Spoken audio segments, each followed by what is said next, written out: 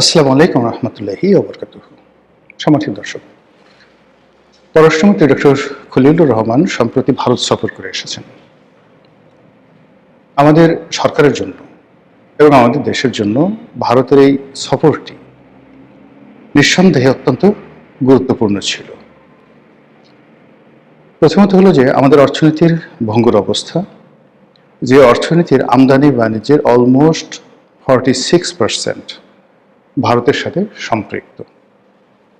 আমরা Asian clearing হাউজের মাধ্যমে প্রতি ৩ মাস অন্তর অন্তর যে ব্যয় নির্বাহ করি, এটা আমাদের জন্য একটা বিরাট পাওনা। অর্থাৎ আমরা আমদানি করছি, তার ৯০ দিন পরে এশিয়ান ক্লিয়ারিং হাউজের মাধ্যমে ভারতকে আমরা আমদানির মূল্য পরিশোধ করছি। অথচ এই অন্য যে কোনো দেশের সঙ্গে যদি আমাদের লেনদেন হয়, ইমিডিয়েটলি ইউল সি এর সাইট, মানে দেখার সঙ্গে সঙ্গে, অর্থাৎ এই পণ্য শিপমেন্ট করার সঙ্গে সঙ্গেই তাদেরকে টাকাটা দিয়ে দিতে হচ্ছে। কোনো কারণে যদি দেরি হয় তাহলে সেক্ষেত্রে সংশ্লিষ্ট এলসি ওপেনিং যারা ব্যাংক আছে তাদেরকে সুদ গুনতে হয়। তো শেখ হাসিনার পতনের পরে ভারতের সঙ্গে বাংলাদেশের যে অর্থনৈতিক সম্পর্ক, আমদানি বাণিজ্য, এমনকি ভারতের সঙ্গে বাংলাদেশে যে সীমিত আকারে রপ্তানি বাণিজ্য শুরু হয়েছিল, এবং ভারতের বড় বড় বন্দর, সমুদ্র বন্দর, নদী বন্দর, স্থলবন্দর এবং বিমানবন্দর, এগুলোকে আমরা ট্রানজিট হিসেবে ব্যবহার করে বছরে হাজার হাজার কোটি টাকা সাশ্রয় করছিলাম। তারপর আবার যে সকল কাট আপ টাইম, যেমন ধরুন আমাদের গার্মেন্টসের একটি পণ্য আমরা এক্সপোর্ট করব আমেরিকাতে, এয়ারে অথবা সিতে। তো সেক্ষেত্রে আমাদের ব্যবসায়ীরা করতো কি, আমাদের যেমন বাংলাদেশ থেকে যদি ধরুন সিঙ্গাপুরে পাঠাই, কলম্বোরে পাঠাই বা দুবাইতে পাঠাই ট্রানজিট পোর্ট হিসেবে, তো সেখান থেকে আবার আমেরিকা বা ইউরোপে যে কানেক্টিভিটি আছে সিতে, এয়ারে, তার চাইতে আমরা যদি ভারতের বন্দরগুলো ব্যবহার করি, বেশ কয়েকটি বন্দর, সেখানে দেখা গেল ব্যবসায়ীরা কানেক্টিভিটি ভালো পায়, রেট কম পায় এবং ট্রানজিট টাইমও তুলনামূলকভাবে কম হয়। এই চুক্তিগুলো শেখ হাসিনার জমানাতে হয়েছিল, যার ফলে আমাদের আমদানি বাণিজ্য এবং রপ্তানি বাণিজ্য রীতিমতো ভারতীয় বন্দরগুলো ব্যবহার করে আমরা নিদারুণ লাভবান হচ্ছিলাম, যেটা ইউনূস সরকার আমলে বন্ধ হয়ে যায়। এই জিনিসগুলো আমাদের ফেরত পাওয়ার জন্য দরকার। দ্বিতীয়ত হলো ভারতের সঙ্গে আমাদের যে পানি চুক্তি আছে, যেটি চলমান, গঙ্গা পানি চুক্তি, গঙ্গা চুক্তি, পদ্মা নদীর হিস্যা এবং পানি বন্টন, এটা খুব দ্রুত নিষ্পত্তি করতে হবে। এর কারণ হলো যত কিউসেক পরিমাণ পানি আমরা পাচ্ছিলাম শেখ হাসিনার জমানাতে, সেটা অন্তত যদি বহাল না থাকে বর্তমান সরকারের জন্য গলার কাটা হয়ে দেখা দেবে। ভারতের সঙ্গে আমাদের যে জ্বালানি চুক্তি ছিল, যে অনুযায়ী এই সরকার মাত্র ১.৫ মাসের মাথায় তিনবার, একবার আসলো ৫,০০০ মেট্রিক টন, তারপরে বোধহয় ৯,০০০ মেট্রিক টন, আবার আসলো ৭,০০০ মেট্রিক টন ডিজেল পাইপলাইনের মাধ্যমে। এটা বাড়াতে হবে এই ক্রাইসিস মোকাবেলা করার জন্য। ভারত যদি এটা বন্ধ করে দেয় ইউনূস জমানার মতো, এবং যদি বন্ধ করে দিত, এই সময়টাতে আমরা যে তাদের কাছ থেকে যে পরিমাণ সাপোর্ট পেলাম এই গত ১.৫ মাসে, এটা যদি না হতো, বর্তমান সরকার যে ডিজেল পরিস্থিতি মোকাবেলা করছে সেটি আরও মারাত্মক আকার ধারণ করত। এর বাইরে শেখ হাসিনার বিচার, শেখ হাসিনার প্রত্যার্পণ, আওয়ামী লীগের রাজনীতি করা না করা, এই বিষয়গুলো নিয়ে যে ধোঁয়াশা সৃষ্টি হয়েছে, ভারতের যে কতগুলো দাবি দেওয়া রয়েছে, ভারতের যে কতগুলো এক্সপেকটেশন রয়েছে, সেই জায়গাগুলোতে সরকারকে টাচ করতে হবে। সরকার যদি ভারতকে রাজি খুশি করে আওয়ামী লীগকে ব্যান করতে পারে, বা আওয়ামী লীগকে যেভাবে নিষিদ্ধ করা হয়েছে এটা যদি সরকার কন্টিনিউ করতে পারে, ওয়েল অ্যান্ড গুড। আদারওয়াইজ এখানে ভারতের সঙ্গে তাদের একটা নেগোসিয়েশনে আসতে হবে, অথবা সেই ইউনূস জমানার মতো ভারতকে অ্যাভয়েড করে ভারতের চোখে চোখ রেখে কথা বলে এগুতে হবে। এর বাইরে বর্তমান সরকারের উপরে ভারতের নেক নজর, সমর্থন, এটা খুবই গুরুত্বপূর্ণ। এটার উপরে সরকারের স্থায়িত্ব, সরকারের টিকে থাকা অথবা সরকারের কার্যক্রম ভালো করা, এর সব কিছু নির্ভর করে। এরকম অনেকগুলো বিষয় নিয়ে আলোচনার জন্য পররাষ্ট্রমন্ত্রী খলিলুর রহমান সেখানে গিয়েছিলেন। যাওয়ার সময় আমাদের একরাশ আশা ছিল, কিন্তু তিনি সেখান থেকে যেভাবে ফিরে এসেছেন, ফিরে আসার পর যেভাবে এলোমেলো কথাবার্তা বলছেন, তাতে আমরা স্পষ্টতই হতাশ। তিনি বলেছেন এটা অনেকটা ডোনাল্ড ট্রাম্পের মতো, তিনি বলেছেন যে বাংলাদেশের সঙ্গে ভারতের যে সম্পর্ক, সেই সম্পর্ক যদি ভারতকে এগিয়ে যেতে হয় তাহলে অবশ্যই গঙ্গার পানি চুক্তি দ্বারা এটা শুরু করতে হবে। তো এখানে মূল ব্যাপার হলো যে বাংলাদেশের সঙ্গে সম্পর্ক স্থাপন করতে গিয়ে আমরা ভারতকে প্রিকন্ডিশন দিচ্ছি। বোঝার চেষ্টা করুন, এটা কোনো অবস্থাতেই আলোচনার কোনো ফলপ্রসূ দিক নয়।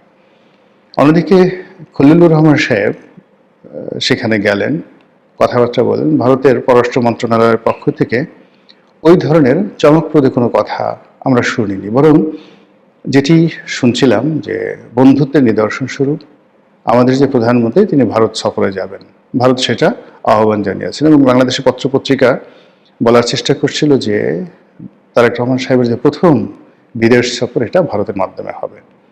কিন্তু পরবর্তীতে আবার দেখা গেল যে এই খবরটি ভুয়া খবর, এটি ঠিক নয়, এভাবে সরকারের পক্ষ থেকে জানানো হলো। ফলে কি হলো যে ভারত যে ভ্রমণ বা ভারতের যে পররাষ্ট্র নীতি কিংবা আমাদের যে পররাষ্ট্রমন্ত্রী ভারত সফর, এগুলোর আলটিমেটলি যে ফলপ্রসূ যে বিষয় সেটি হবে মিস্টার নরেন্দ্র মোদী, তিনি বাংলাদেশে আসবেন, দ্বিপাক্ষিক বৈঠক হবে, অথবা জনাব তারেক রহমান তিনি দিল্লি যাবেন। কিন্তু এর কোনোটি হলো না এখনো পর্যন্ত। পররাষ্ট্রমন্ত্রী ভারত থেকে সফর করে এসে তিনি আবার বেইজিং সফরে যাবেন। এই মুহূর্তে বেইজিং খুব ব্যস্ত, ভীষণ রকম ব্যস্ত। বিশেষ করে ইরান এবং আমেরিকার যুদ্ধ নিয়ে তারা ব্যস্ত। তাদের দেশে ফুয়েল ক্রাইসিস এখন তুঙ্গে। যে কোনো কারণে এখন বেইজিংয়ের যে মেজাজ 99 ডিগ্রি হয়ে আছে। এর বাইরে আমেরিকা ইরানকে টার্গেট করে যে তাদের যে যুদ্ধ পরিকল্পনা, সেই যুদ্ধ পরিকল্পনা তারা স্পষ্টতই চীনকে এবার টার্গেট করেছে। এর কারণ হলো যে আমেরিকা মনে করছে ইরানের যে সফলতা, সেই সফলতার পিছনে চীনের অস্ত্র, চীনের গোয়েন্দা তৎপরতা এবং চীনের যে যাকে বলা হয় ডিজিটাল প্রযুক্তি বা ড্রোন প্রযুক্তি, এটি যে কোনোভাবে হোক ইরানের কাছে নিয়মিত সরবরাহ করা হতো। যার ফলে যুদ্ধের ময়দানে ইরান অসম্ভব ভালো করেছে এবং আমেরিকাকে তছনছ করে ফেলে দিয়েছে। এখন যে অবস্থা দাঁড়িয়েছে তাতে করে চীন খুব দ্রুত তাইওয়ানের ব্যাপারে সিদ্ধান্ত নেবে। ইরানের এই যুদ্ধের একটা ইতিবাচক ফলাফল এবং তার সঙ্গে সঙ্গে পাল্লা দিয়ে ইউক্রেন যে যুদ্ধ, সেই যুদ্ধের একটা ইতিবাচক ফলাফল একটু যাকে বলা হয় চীনের দিকে আসা মাত্রই চীন সেই তাইওয়ানের দিকে হাত বাড়াবে। আর সেই অবস্থাতে যখন তাদের পররাষ্ট্র মন্ত্রণালয় রাত দিন ব্যস্ত আমেরিকা, ইরান, ইউক্রেন নিয়ে, সেখানে বাংলাদেশের যে বিষয়টি, সেই বিষয়টি তাদের কাছে কতটা গুরুত্ব পাবে আই ডোন্ট নো। অথচ যদি এই সময়টিতে চীনে যাওয়া হয়, চীন মূলত আমাদেরকে এই মুহূর্তে অর্থনৈতিক সাহায্য ছাড়া আসলে তেমন কিছুই করতে পারবে না। কিন্তু আমার জানা মতে চীন সাধারণত বাংলাদেশের এই যে ক্রাইসিস মোমেন্ট, এই ক্রাইসিস মোমেন্টে তারা কোনো বিনিয়োগ করবে না। যেভাবে শেখ হাসিনার শেষ জমানাতে তিনি যখন সর্বশেষ চীন ভ্রমণ করেছিলেন, তখন চীন কার্যত কোনো টাকা দেয়নি, বরং তার সঙ্গে অসৌজন্যমূলক আচরণ করেছে এবং ওখান থেকে শেখ হাসিনার পতন শুরু হয়েছে। দ্বিতীয়ত ডক্টর মোহাম্মদ ইউনূসও গিয়েছিলেন। প্রথমে বলা হয়েছিল যে সেখান থেকে তিনি প্রচুর টাকা পাবেন, $40 বিলিয়ন পাবেন। পরবর্তীতে দেখা গেল 40 পয়সাও চীন ডক্টর মোহাম্মদ ইউনূসকে দেয়নি। আবার এই মুহূর্তে যেটা আছে, ডক্টর খলিলুর রহমান যদি চীন যান এবং সেখান থেকে খালি হাতে ফিরে আসেন, তাহলে ভারত থেকে তার যে সফর, সেই সফরটা 100% নেতিবাচক হয়ে পড়বে। ফলে সরকার হঠাৎ করে এই যে ভারত সফরে গেল, সফরের পরে আবার এসে আমাদের যে পররাষ্ট্রমন্ত্রী তিনি একেবারে চুপচাপ হয়ে গেলেন। তার সঙ্গে সঙ্গে তিনি সেই ভারতকে উল্টো শর্ত দিলেন যে বাংলাদেশের সঙ্গে সম্পর্ক করতে হলে গঙ্গা চুক্তি সেটা বাস্তবায়ন করতে হবে, বা গঙ্গা চুক্তিতে বাংলাদেশকে বেনিফিট দিতে হবে, পানির ন্যায্য হিস্সা দিতে হবে। তো এই যে সমস্যা, এই সমস্যাগুলো কেন হলো? আমার কাছে যেটা মনে হয় যে ডক্টর খলিলুর রহমান দিল্লি যাওয়ার পূর্বে ঘটা করে শিরিন শারমিন চৌধুরীকে গ্রেপ্তার করা, এটি রং মেসেজ গেছে দিল্লির কাছে। দ্বিতীয়ত 1/11 কুশীলব হিসেবে মাসুদউদ্দিন চৌধুরী এবং মামুন খালেদ, তাদেরকে গ্রেপ্তার করার পরে তাদের কাছ থেকে যে স্বীকারোক্তি আদায় করা হয়েছে বা তারা যে স্বীকারোক্তি দিয়েছেন, যেগুলো পত্রপত্রিকা এসেছে এবং ওপেন সিক্রেট, সেখানে যে সকল কুশীলবদের নাম এসে গেছে তারা বাংলাদেশের সবচেয়ে বড় রুই কাতলা। এই রুই কাতলাগুলো সেই আজকে প্রায় ৩০-৩৫ বছর ধরে দিল্লির দাস হিসেবে, দিল্লির এজেন্ডা বাস্তবায়নকারী হিসেবে তারা বাংলাদেশে বসে সবসময় ক্ষমতার কলকাঠি নাড়ে। আবার একই সময় এই চক্রটি, এই সিন্ডিকেটটি আমেরিকা এবং ইউরোপ তাদেরও প্রতিবহী হিসাবে, স্বার্থ রক্ষাকারী হিসাবে, দাবিদার হিসাবে বাংলাদেশে কাজ করে। তো খলিলুর রহমান সাহেবের দিল্লি সফরের আগে শিরীন শারমিন চৌধুরী গ্রেপ্তার এবং ১১ কুশীলব হিসেবে খালেদ মামুন এবং মাসুদউদ্দিন চৌধুরীর গ্রেপ্তার, তার সঙ্গে সঙ্গে যেটাকে আমি বলবো যে সাপের লেজে পা দিয়েছে সরকার, অর্থাৎ ১১ সকল কুশীলবের নাম যেভাবে সামনে চলে এসেছে, এতে করে বাকিদেরকেও ধরতে হবে এবং বাকিদেরকে যদি ধরা না হয় তাহলে এই যে দুজনকে ধরা হয়েছে এটি সরকারের জন্য বুমেরাং হয়ে দেখা দেবে। এদিকে এনসিপি, জামাত, অন্যান্য যে রাজনৈতিক দলগুলো আছে যারা সরকারের অংশীদার, তাদের কারোর সঙ্গে সরকারের সম্পর্ক ভালো নয়। খুব দ্রুত তাদের মধ্যে অহিনকুল বা দা কুমড়ার সম্পর্ক শুরু হয়ে যাবে। এছাড়া আরও যে জিনিস আছে সেটি হলো সরকারে যারা শরিক রয়েছেন সরকারের মধ্যে, তাদের সবার সঙ্গে সম্পর্ক নষ্ট হয়ে গেছে। সরকারের ভিতরে যে অভ্যন্তরীণ দ্বন্দ্ব সংঘাত, অর্থাৎ দলীয় নেতাকর্মীদের মধ্যে যে দ্বন্দ্ব সংঘাত, এটিও প্রকট আকার ধারণ করেছে।